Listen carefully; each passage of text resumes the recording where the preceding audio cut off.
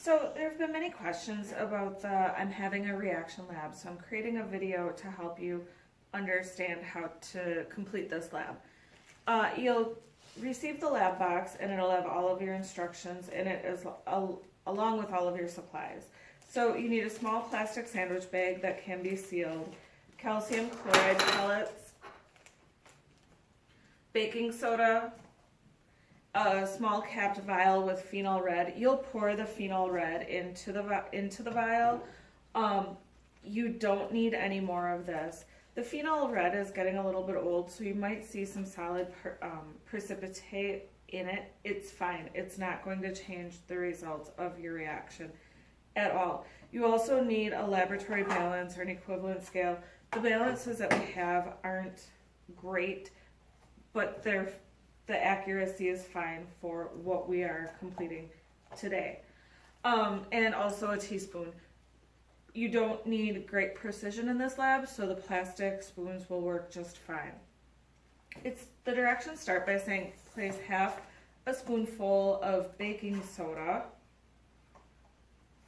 So half a spoonful of baking soda and 1 level spoonful of calcium chloride in the plastic sandwich bag and seal it well. So you want twice as much calcium chloride as you have baking soda.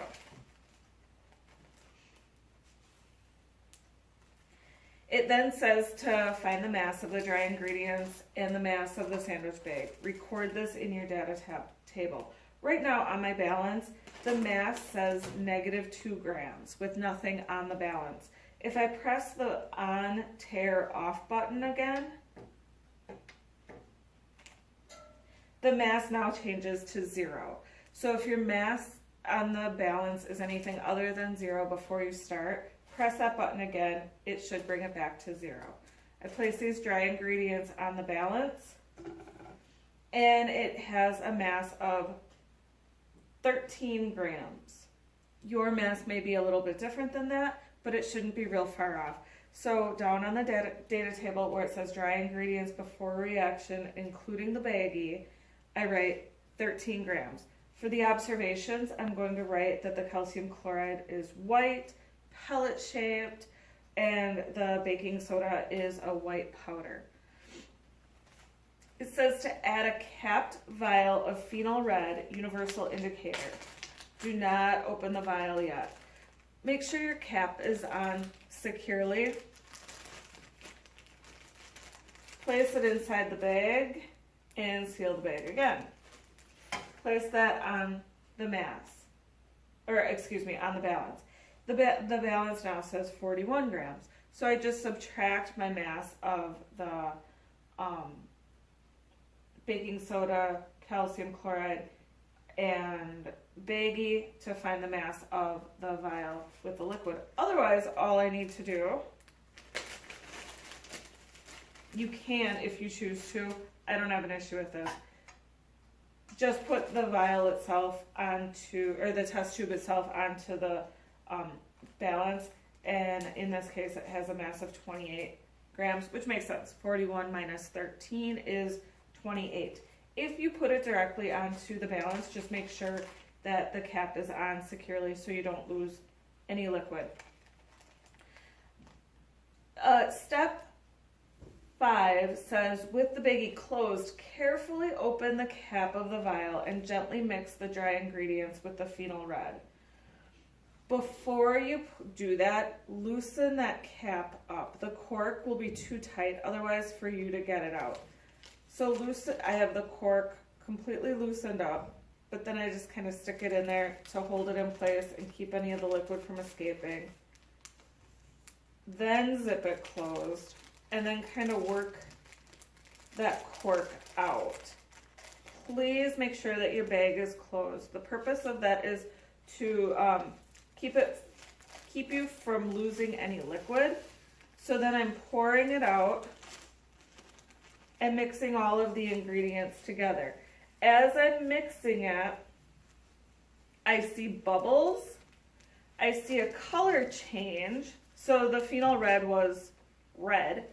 Now it's orange. I know gas is escaping because my bag is inflating, and I also feel the mixture getting hot. Those are all indications of a chemical reaction. So you should list the Biggie contents after reaction. You will find that mass, but the observations you also want to include in that. The color changes that you're seeing. I see reds, pinks, and yellows, along with the change in temperature and the release of gas. Those are all indications of a chemical reaction taking place.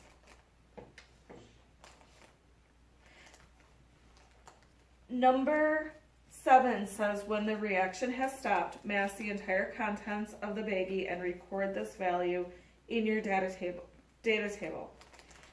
So again, I turn my balance on. Right now it says that it's 1 gram, so I press the on, tear, off button again to make sure it starts at 0.